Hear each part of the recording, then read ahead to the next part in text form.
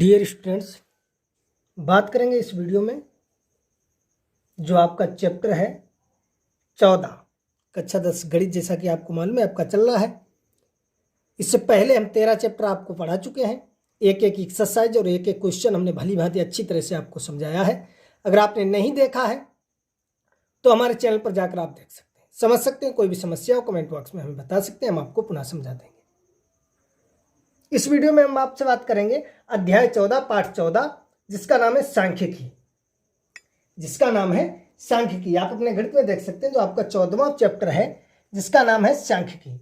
तो सांख्यिकी के बारे में हम बात करेंगे। सांख्यिकी बारे में बात करेंगे। सांख्यिकी हम आपको प्रत्येक वीडियो में बताते हैं। जिस क्वेश्चन में जिस सूत्र का प्रयोग होगा हम वहीं पर उसे बताएंगे, आपको समझाएंगे। आप अच्छी तरह से उसे नोट कर लेंगे और याद कर लेंगे, क्योंकि हम आपको बता चुके हैं गणित में कुछ नहीं है। गणित सिर्फ सूत्रों का खेल है। गणित में सिर्फ सूत्र ही है। गणित में आपको क्वेश्चन को नहीं रटना है, सवालों को नहीं रटना है, सिर्फ सूत्रों को याद करना है, सही से समझना है। यदि आपको सभी सूत्र, सारे सूत्र अच्छी तरह से याद है, आते हैं, तो आपको जो है सारे क्वेश्चन आपके भली बात सोल्व हो जाएंगे, अच्छी तरह से सोल्व हो जाएंगे। तो जो भी सूत्र लगेगा जिस क्वेश्चन में हम वहीं पर बताएंगे, आप उसे नोट कर लेंगे। तो इसमें देखेंगे अध्याय 14 सांख्यिकी में जो पहली प्रश्नावली आपकी है, प्रश्नावली 14.1। प्रश्नावली 14.1 14.1 14.1 जो है प्रश्नावली वो आप माध्य से संबंधित है। माध्य जिसे हम समांतर माध्य भी कहते हैं। अब आपका पहले जो गणित था वो लिख कर आता था समांतर माध्य ज्ञात कीजिए, समांतर माध्य ज्ञात कीजिए। अब आपके क्वेश्चन में समांतर माध्य नहीं, सिर्फ माध्य लिख कर आता है कि माध्य ज्ञात कीजिए। तो जहां पर माध्य की बात की जाए, समझो समांतर माध्य की बात की जाती है, सही है, और माध्यिका होता है तो माध्यिका ना कहकर अब आपके क्वेश्चन में माध्यक कहा जाता है। तो यहाँ पर इतना अंतर, आप इतना डिफरेंट याद रखेंगे। यदि आपसे माध्य की बात की जाए तो समझेंगे आप समांतर माध्य ज्ञात करना है। अब माध्यक की बात की जाए, माध्यक, तो समझो माध्यिका हमें निकालनी है, सही है। पहले सही से लिख कर आता था समांतर माध्य ज्ञात कीजिए, माध्यिका ज्ञात कीजिए, लेकिन अब समांतर माध्य को वो माध्य कहते हैं, सिर्फ माध्य ज्ञात कीजिए, और माध्यिका को माध्यक ज्ञात कीजिए, सही। तो कुछ भी नहीं है, इतना अंतर आप ध्यान रखेंगे। माध्य ज्ञात करने के लिए आपकी 3 विधियां हैं। माध्य ज्ञात करने के लिए आपकी 3 विधियां हैं। प्रत्यक्ष विधि, कल्पित माध्य विधि, पग विचलन विधि। किसी विधि से आपको क्वेश्चन सॉल्व करें, चाहे आप प्रत्यक्ष विधि से सॉल्व करें, चाहे आप कल्पित माध्य विधि से सॉल्व करें, चाहे आप पग विचलन विधि से सॉल्व करें। आपके क्वेश्चन में आप अपने पिछली वर्ष के पेपर उठाकर देख सकते हैं, आंसर उठाकर देख सकते हैं।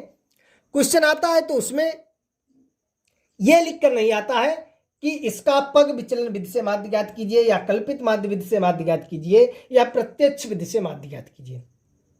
सिर्फ क्वेश्चन में आता है कि माध्य ज्ञात कीजिए, या लिखकर आता है कि उपयुक्त विधि का प्रयोग करके माध्य ज्ञात कीजिए। उपयुक्त यानी जो आपको उपयुक्त लगती है, उपयुक्त जो आपको सरल लगती है, जो आपको उपयुक्त लगती है, उस विधि का प्रयोग करके आप माध्य ज्ञात करेंगे।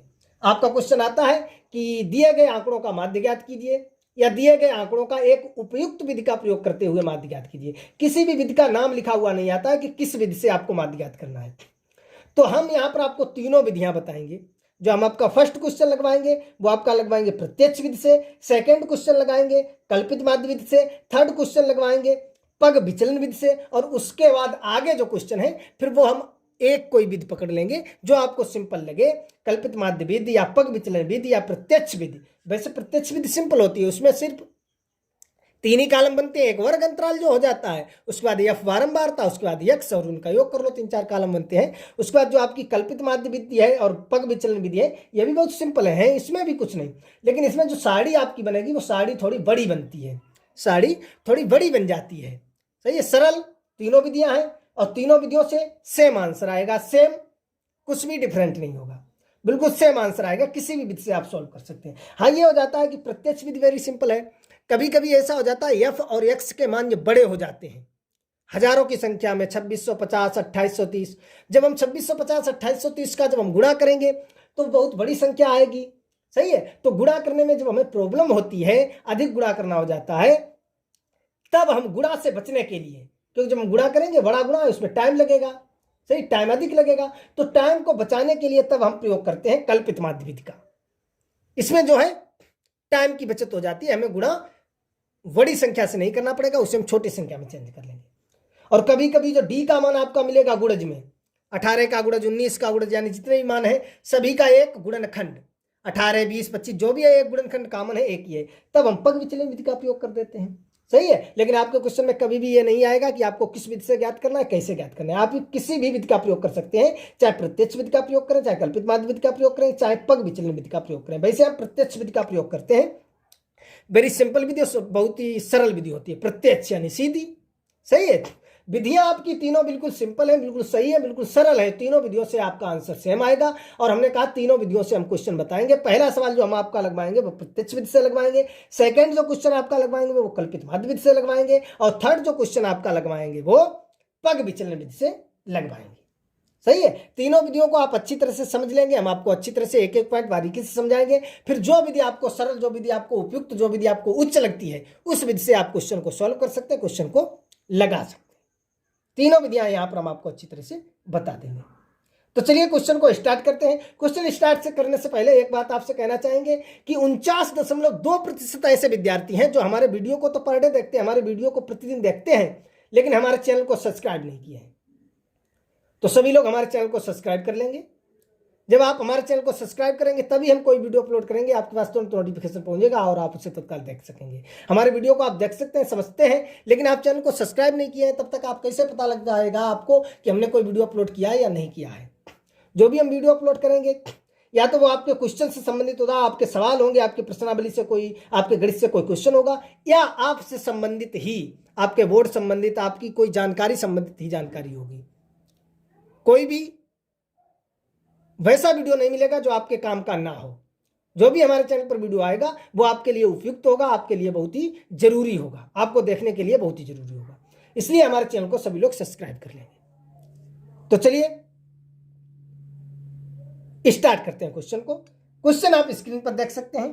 प्रश्नावली 14.1, प्रश्न नंबर 1। प्रश्नावली 14.1, प्रश्न नंबर 1। प्रश्न नंबर 1 को आप देख सकते हैं, अपने गणित में भी देख सकते हैं, स्क्रीन पर भी आपको क्वेश्चन दिखाई दे रहा होगा। दिया गया है विद्यार्थियों के एक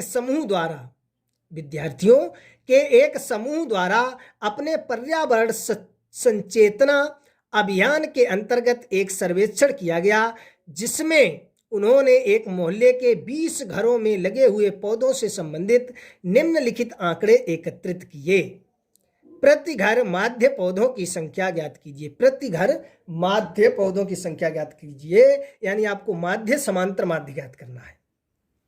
सही है। और आपकी ये सारणी बनी है, पौधों की संख्या आप देख सकते हैं, 0 से 2, 2 से 4, 4 से 6, ये आपका वर्ग अंतराल, इसे हम वर्ग अंतराल भी कह सकते हैं। सही है। और ये घरों की संख्या 1, 2, 3, 1, 5, 6, ये हम इसे बारंबारता कह सकते हैं, जिसे हम F से प्रदर्शित करते हैं। सही है। फिर सारणी के बाद नीचे दिया गया माध्य ज्ञात करने के लिए आपने किस विधि का प्रयोग किया और क्यों। सही है। माध्य ज्ञात करने के लिए आपने किस विधि का प्रयोग किया। हमने कहा आपके पास 3 विधियां हैं। सही है। प्रत्यक्ष विधि, कल्पित माध्य विधि और पग विचलन विधि। तो आप किसी भी विधि से इसे सॉल्व कर सकते हैं, वेरी सिंपल है, किसी भी विधि का आप प्रयोग कर सकते हैं। सही है। वैसे प्रत्यक्ष विधि जो है हमें बहुत ही अच्छी लगती है, उसमें कुछ है ही नहीं। एक कॉलम आपका दिया गया है भाई पौधों की संख्या, दूसरा कॉलम आपका है घरों की संख्या, तीसरा कॉलम आप बनाएंगे जिसे हम यक्ष कहते हैं, इसे मध्यमान भी कहते हैं, मध्य पद भी कहते हैं और वर्ग चिन्ह भी कहते हैं। जो यक्ष आपका होगा इसे वर्ग चिन्ह भी कहते हैं, मध्य पद भी कहते हैं और मध्यमान भी कहते हैं, मध्य बिंदु भी कहते हैं। सही है। ये यक्ष बना लेंगे। यक्ष निकलता कैसे है उसे पता ही है, वर्ग चिन्ह कहो, चाहे मध्यमान कहो, चाहे मध्य बिंदु कहो। सही है। चाहे मध्य पद को कुछ भी कह सकते हैं। यानी जो ये वर्ग अंतराल दिया गया है, ऊपर सीमा और निम्न सीमा। निम्न सीमा आप देख सकते हैं आपकी 0, ऊपर सीमा 2। दूसरे अंतराल में देख सकते हैं निम्न सीमा आपकी 2 हो जाएगी, ऊपर सीमा 4। सही है। तो इन दोनों का योग करके 2 का भाग देते हैं, यानी 0 2 को जोड़ेंगे 2, 2 का भाग 1, 2 और 4 को जोड़ेंगे 6, 2 का भाग 3। सही है। इसी प्रकार हम ये वर्ग चिन्ह निकालते हैं। और उसके बाद F इंटू यक्स लास्ट में निकालेंगे। F हमने कहा ये घरों की संख्या जो बारंबारता आपकी ये F हो जाएगा, यक्स हम निकालेंगे और लास्ट में एक कॉलम बनाएंगे F इंटू यक्स, यानी F और यक्स का गुणा करके F यक्स निकालेंगे। वह समय F जोड़ना है, F यक्स वाली लाइन को जोड़ना है, वह सूत्र लगा देना है, यक्स बार माध्य एक्स बार बराबर सिग्मा F यक्स अपान सिग्मा F। बस आपका आंसर आ जाएगा। तो प्रत्यक्ष विधि हमें वेरी सिंपल लगती है और बहुत ही सरल लगती है। आप किसी भी विधि का प्रयोग कर सकते हैं, हम आपका क्वेश्चन जो है सभी विधियों से बता देंगे। सही है, आप जिस विधि का प्रयोग करना चाहें उस विधि का प्रयोग कर सकते हैं, जो भी आपको उपयुक्त लगे, जो भी आपको सिंपल लगे। तो चलिए हम साड़ी बना लेते हैं। क्वेश्चन तो आपने अच्छी तरह से देख दिया है, सही है। साड़ी जो आपकी बनी है, ये वर्टिकल साड़ी में जो है आपकी लेटी हुई साड़ी बनाएगी, हम खड़े साइज में साड़ी बना लेंगे, सही है। तो देखिए साड़ी हम बनाते हैं पहले, फिर उसे आप भी बना लीजिए। इस प्रकार से एक टेबल खींच लेंगे, सही है। इस प्रकार से आप सभी लोग एक टेबल जो है खींच लेंगे। अब देख सकते हैं कितने खाने बनाने हैं, ये प्रत्यक्ष विधि की बात कर रहे हैं, सही है। 1 2 3 4। यदि आपको क्वेश्चन प्रत्यक्ष विधि से लगाना है, क्वेश्चन यदि आपको प्रत्यक्ष विधि से लगाना है तो कितने टेबल में, 1 2 3 4, सही। इस प्रकार से खींचना है, सही है। फर्स्ट में क्या लिखना है, आपको क्वेश्चन में दिया गया है पौधों की संख्या, इसमें लिख देंगे पौधों की संख्या, सही है। फर्स्ट खाने में हमें लिखना है पौधों की संख्या, या इसमें वर्ग अंतराल भी लिख सकते हैं। पौधों की संख्या कोष्टक में लिख सकते हैं, वर्ग अंतराल नीचे अगर लिखना चाहो तो वर्ग अंतराल, सही है। सेकंड में आपको क्या दिया गया है, जो दिया गया क्या दिया गया, घरों की संख्या, तो ये लिख देंगे घरों की संख्या, सही है। और कोष्टक में इसमें बारंबारता भी लिख सकते हैं, बारंबारता, जिसे हम एफ से प्रदर्शित करते हैं, सही है, जिसे हम प्रदर्शित करते हैं एफ से। और अगर लिखना चाहो तो सफिक्स में आई भी लिख देना, एफ आई, सही है। सफिक्स में आई, एफ आई, सिर्फ एफ रखो तब भी कोई दिक्कत नहीं है, वैसे एफ आई लिख दो, ज़्यादा बेटर रहता है, ज़्यादा अच्छा, सही है।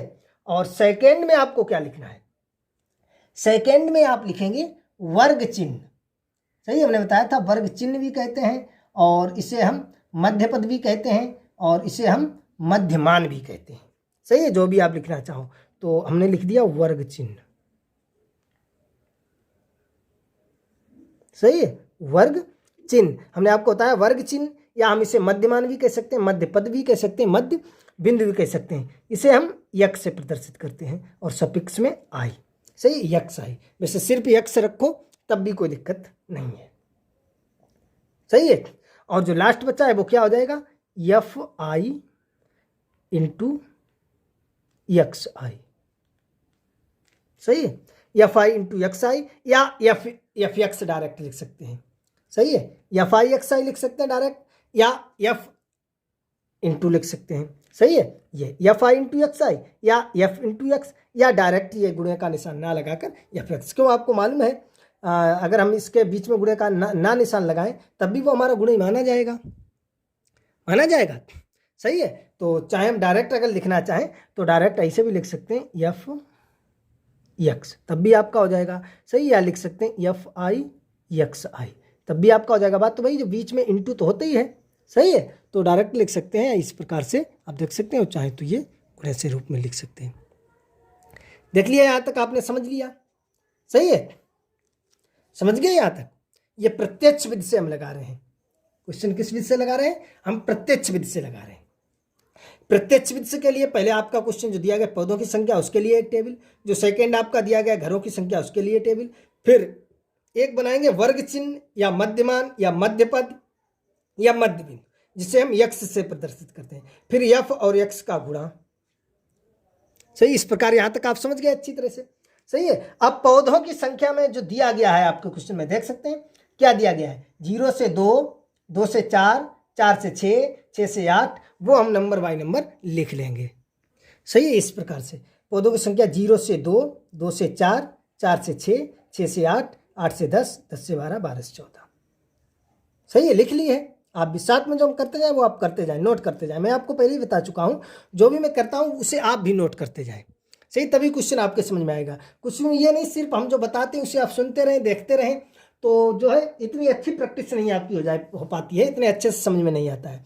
जो हम बताते जाएं, जैसे मैंने बताया पहले आपको एक टेबल खींचनी है तो आप टेबल खींच लेंगे। हम आपको प्रत्येक वीडियो में बताते हैं, प्रत्येक बार ये बताते हैं कि जब भी आप वीडियो देखें तो पेन कॉपी को साथ में रखें, पेन कॉपी को साथ में रखें। जो हम बताते जाएं उसे आप देखते जाएं, प्लस नोट भी करते जाएं। जैसे आप कोचिंग पढ़ते हैं, कोचिंग पढ़ने जाते हैं कि सर ने कोई क्वेश्चन बताया बोर्ड पर, उन्होंने नोट कर दिया, उसे नोट करने के बाद फिर आप कॉपी पर, क्यों भाई, बिल्कुल भैया जैसे हम ये पढ़ा रहे हैं वैसे आप भी देख रहे हैं वहाँ पर, और वहाँ देखने के बाद आप क्यों नोट करते हो, वैसे ही आप टेबल पर बैठे रहो, समझते रहो, समझने के बाद ऐसे ही चले आए, सही। लेकिन उसे नोट करते हैं बाद में, सर कहते हैं नोट कर लो, फिर उसकी आप फेयर बनाते हैं। तो बिल्कुल यही समझ लो हम कोचिंग पढ़ रहे हैं। जैसे हमने टेबल बनाई आप टेबल बना लो, जैसे हम ये करते हैं आप ये कर लो। पूरा क्वेश्चन जैसे हमने किया वैसे आप ये पेन कॉपी पर इसे नोट कर लेंगे। जब नोट कर लेंगे तब आप में जो है आपके दिमाग में सीधा का सीधा छप जाएगा और उसे नोट करने के बाद अच्छी तरह से आपको समझ में आएगा। फिर इसे पुनः जो है बिना देखे हुए सोल्व करो रफ कॉपी पर, उसे पुनः देखे ये सोल्व करो। फिर कहीं पर कोई दिक्कत आती है, कोई परेशानी आती है, तब जाकर आपने जो क्वेश्चन नोट किया है कॉपी पर उसे उठाकर देखो कि हमसे कहाँ पर मिस्टेक हुई है, हमसे कहाँ पर गलती हुई है, हम कहाँ पर भूल गए। वहां पर देखो आप उसे। नहीं समझ में आता है तो वीडियो को पुनः देख सकते हैं, क्योंकि हमारे चैनल पर मिलेगा वो तो हमेशा के लिए। फिर वीडियो में भी समझ में नहीं आता तब आप कमेंट बॉक्स में बता सकते हैं कि सर इतने मिनट पे हमें समझ में नहीं आया, तब हम वहां पर जो है आपका पुनः वीडियो एक बनाकर पहुंचाएंगे जब जितने भी बच्चों को समझ में नहीं आता है। सही है, तो नोट करते रहें। ये कर दिया। इसके बाद अब देखो घरों की संख्या जो दी गई है वो लिखते जाओ। देखो 0 से 2 के सामने 1 है, 2 से 4 के सामने 2 है। अपने गणित में देखो 4 से 6 के सामने 1 है, 6 से 8 के सामने 5 है। इसी प्रकार इसे भी नोट करते चले जाओ आप। तो ये इस प्रकार से लिख लिया, आप देख सकते हैं। सही, इसके सामने 1 है, इसके सामने 2, इसके सामने 1, इसके सामने 5, इसके सामने 6, इसके सामने 2, इसके सामने 3। समझ गए आप अच्छी तरह से। ये अगर आप लाइनें खींचना चाहें तो लाइनें भी खींच सकते हैं। सही है, ये खींच भी सकते हैं इस बार। अब आप देखेंगे वर्ग चिन्ह। अब तीसरा जो कॉलम आपका आता है वो आता है वर्ग चिन्ह, जिसे मध्यमान भी कह सकते हैं, मध्य पद भी कह सकते हैं, मध्य बिंदु भी कह सकते हैं। सही, अलग अलग आपको लिखा हुआ मिलेगा तो आपको विरमित नहीं होना है, इसे हम वर्ग चिन्ह कहते हैं।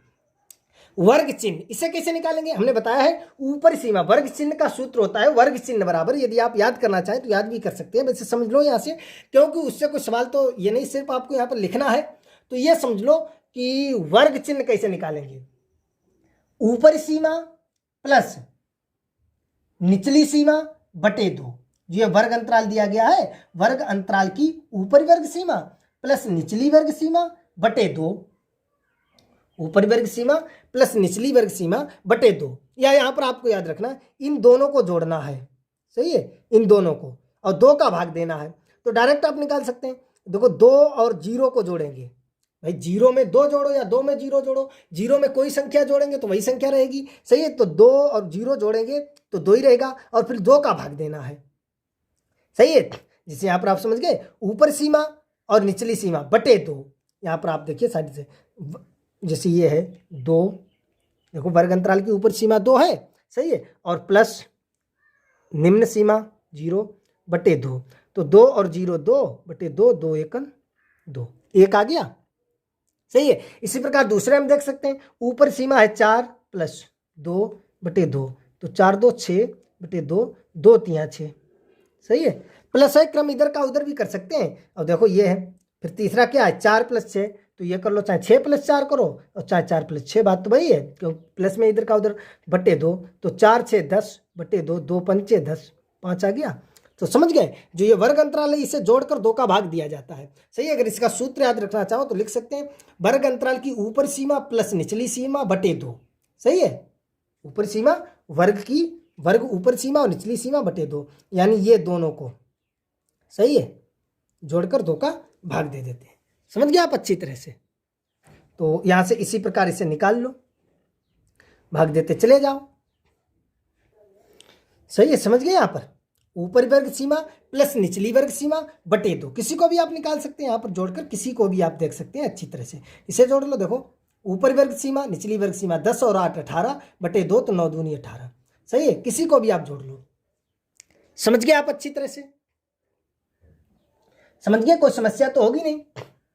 सही है, अब देखिए यहां पर लास्ट जो कॉलम होता है, चौथा कॉलम होता है, उसमें क्या करना है f इंटू एक्स, एफ और एक्स का गुणा करना। चाहे तो आप डायरेक्ट गुणा कर दो, चाहे गुणे का अगर लिखना चाहो तो लिख भी सकते हैं।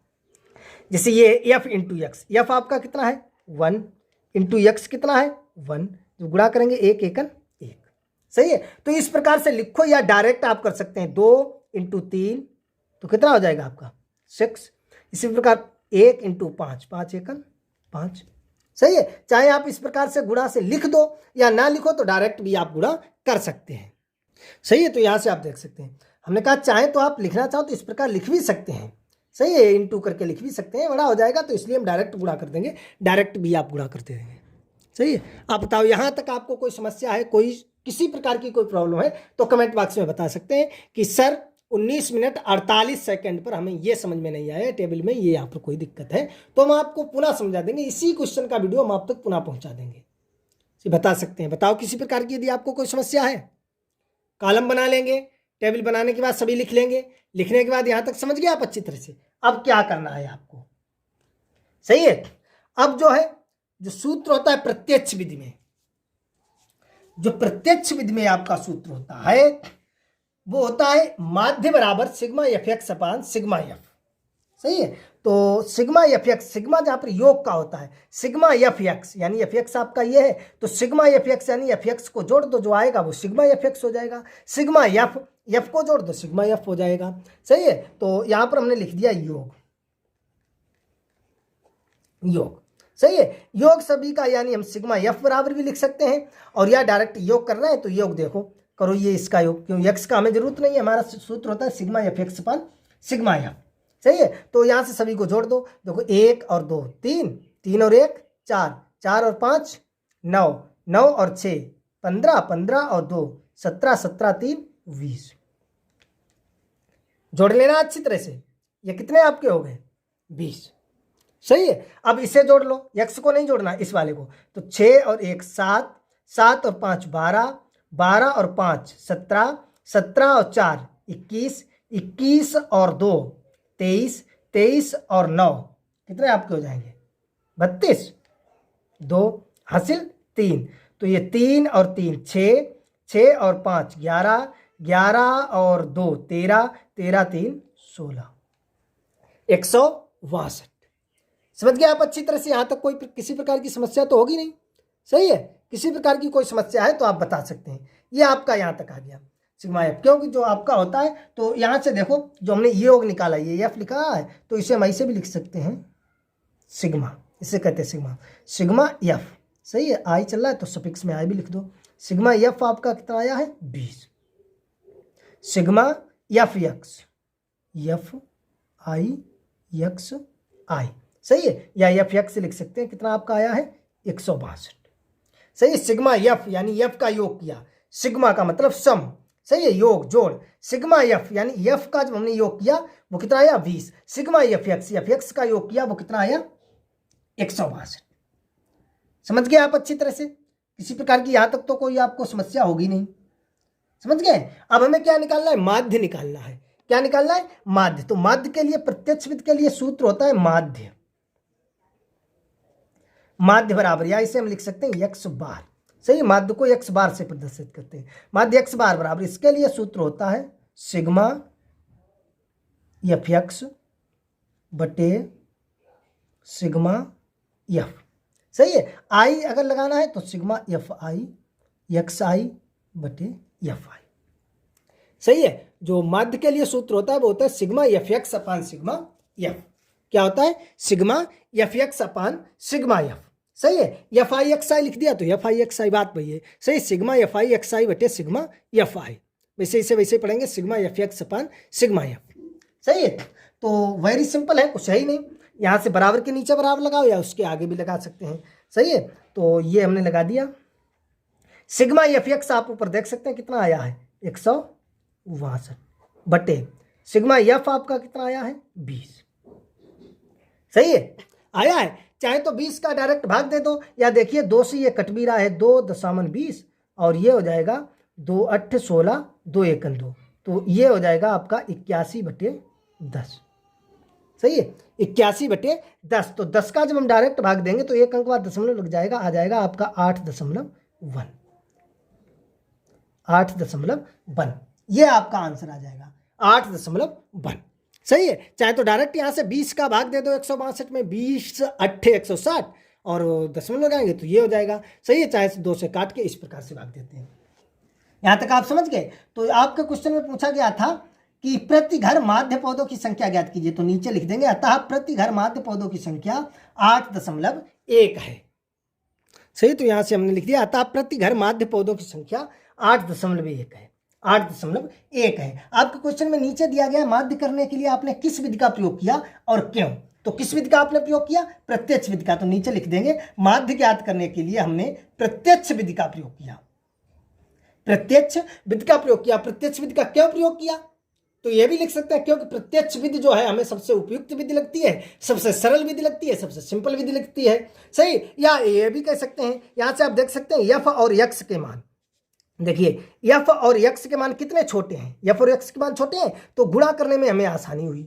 सही है, अगर यहीं पर देखो ये एफ की जगह ये 2 है, यहाँ पर होता 2420, 3 की जगह होता 8520, तो 2420 8320 का जब गुणा करते यहाँ पर तो बड़ा हो जाता। सही है, जब एफ और एक्स के मान बड़े होते हैं तब हम प्रत्यक्ष विधि का प्रयोग ना करके माध्य विधि या पग विचलन विधि, कल्पित माध्य विधि या पग विचलन विधि का प्रयोग करते हैं, ज्यादातर कल्पित माध्य विधि का प्रयोग करते हैं। सही है, लेकिन प्रत्यक्ष विधि का भी प्रयोग कर सकते हैं, ये कोई निश्चित नहीं है, ये कोई बताया नहीं गया है कि जब एफ और एक्स की वैल्यू अधिक हो, एफ और एक्स की वैल्यू बड़ी हो, एफ और एक्स की वैल्यू में गुणा करना कठिन हो, तब हमें कल्पित माध्य विधि का प्रयोग करना चाहिए। यह कहीं पर नहीं लिखा है और ना तो हमसे किसी ने कहा है, और यदि हम प्रत्यक्ष विधि से लगा देंगे उस सवाल को तो ना हमारा क्वेश्चन गलत होगा, हमें पूरे नंबर मिलेंगे, एग्जामिनर बिल्कुल सही हमारा क्वेश्चन करेगा और हमें बिल्कुल पूरे नंबर देगा, जितने नंबर का आपका क्वेश्चन आएगा। लेकिन आपको यह ध्यान रखना है कि समय बचाने के लिए, क्योंकि जब एफ और एक्स की मान हजारों में संख्या में होगी, करोड़ों की संख्या में, लाखों की संख्या में होगी, ज्यादा होगी, सही के संख्या में होगी, तो गुणा करने में थोड़ा टाइम लगेगा, क्योंकि जब आपके पास परीक्षा में कैलकुलेटर तो होगा नहीं, आपको हाथों से ही अपने दिमाग से ही गुणा करना है, पेन कॉपी से। सही है, तो गुणा करने में थोड़ी कठिनाई होगी, गुणा करेंगे टाइम लगेगा, तो इस क्वेश्चन को लगाने में हमें थोड़ा अधिक टाइम लग जाएगा, इसलिए टाइम बचाने के लिए हम कल्पित माध्य विधि का भी प्रयोग कर सकते हैं। लेकिन वो आपके ऊपर निर्भर करता है, आप कल्पित माध्य विधि का प्रयोग करना चाहते हैं या नहीं चाहते हैं। वहां पर कोई निश्चित नहीं है कि आप क्लियर ही, जरूरी ही, निश्चित ही कल्पित माध्य विधि का प्रयोग कीजिए, यह कोई निश्चित नहीं है और ना किसी ने कहा है। आप प्रत्यक्ष विधि का प्रयोग करना चाहते हैं तो उस क्वेश्चन को आप प्रत्यक्ष विधि के प्रयोग से भी लगा सकते हैं। लेकिन जब एफ और एक्स की वैल्यू बड़ी होती है, मान बड़ी होते हैं, तो हम उस समय को बचाने के लिए गुणा करेंगे, समय लगेगा, और गुणा करने में थोड़ा हमारा हाथ से इधर का उधर हो गया तो क्वेश्चन गलत भी हो सकता है, तो इसलिए उस गलती को बचाने के लिए, समय को बचाने के लिए हम कल्पित माध्य का प्रयोग करते हैं। वैसे अगर आप प्रत्यक्ष विधि का प्रयोग करना चाहें तो प्रत्यक्ष विधि का प्रयोग करें, आंसर भी बिल्कुल सेम आएगा और क्वेश्चन भी बिल्कुल आपका सही होगा, नंबर भी आपको पूरे मिलेंगे। तो आपका नीचे क्वेश्चन पूछ रहा है कि माध्य ज्ञात करने के लिए आपने किस विधि का प्रयोग किया, तो यहाँ पर लिख देंगे माध्य ज्ञात करने के लिए हमने प्रत्यक्ष विधि का प्रयोग किया, क्योंकि हमें यह सबसे सरल विधि लगती है, यह लिख सकते हैं, या क्योंकि एफ और एक्स के मान छोटे हैं, यह भी लिख सकते हैं, इसलिए हमने इसका प्रयोग किया। सही है, तो लिख दीजिए। तो वही हमने यहां से लिख दिया है कि यहां माध्य ज्ञात करने के लिए हमने प्रत्यक्ष विधि का प्रयोग किया, हमने प्रत्यक्ष विधि का प्रयोग किया है क्योंकि यहां एफ और एक्स के मान छोटे हैं, यहां एफ और एक्स के मान छोटे हैं, इसलिए हमने जो है वो प्रत्यक्ष विधि का प्रयोग किया। तो आई होप आपको अच्छी तरह से समझ में आ गया होगा, कहीं पर कोई परेशानी, कोई समस्या, कोई दिक्कत नहीं हुई होगी। अगर समझ में आ गया है तो वीडियो को लाइक करें, कमेंट करें, शेयर करें, हमारे चैनल को सब्सक्राइब कर बेल आइकन अवश्य दबाएं, जिससे हम कोई वीडियो अपलोड करेंगे आपके पास तुरंत नोटिफिकेशन पहुंच जाएगा और आप उसे तत्काल देख सकेंगे, समझ सकेंगे। तो चलिए मिलेंगे अगले वीडियो में प्रश्न नंबर 2, और हम आपको बता चुके हैं प्रश्न नंबर 2 को हम बताएंगे कल्पित माध्य विधि से, और प्रश्न नंबर 3 को हम बताएंगे पग विचलन विधि से। फिर बाद में आपको जो विधि सरल लगती है उस विधि से आप भी लगा सकते हैं, हम भी लगाकर आपके क्वेश्चन को बता देंगे। सही है, तो चलिए मिलेंगे प्रश्नावली 14.1 प्रश्न नंबर 2 कल्पित माध्य विधि के साथ।